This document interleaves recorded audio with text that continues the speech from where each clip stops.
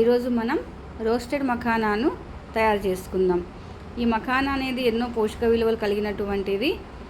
Bone problems ఉన్నవారికి, heart సమస్యలు ఉన్నవారికి, వెయిట్ లాస్ అవ్వాలనుకునే వారికి ఇది ఎంతగానో ఉపయోగపడుతుంది. ముందుగా ఒక పాన్లో నెయ్యిలో మఖానాని రోస్ట్ చేసుకోవాలి.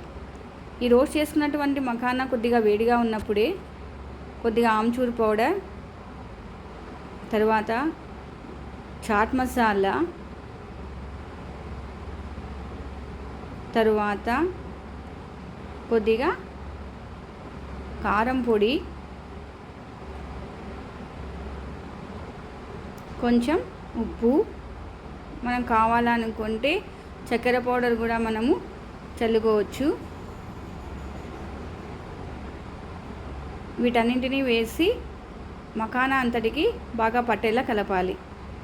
కలిపిన తర్వాత కాస్త చల్లారిన తర్వాత మనం దీన్ని సర్వ్ చేసుకోవచ్చు. ఎంతో క్రిస్పీగా ఉండేటటువంటి రోస్టెడ్ మఖానా తయారవుతుంది.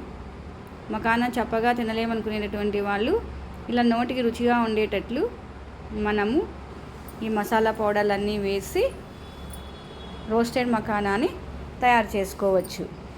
Thank you.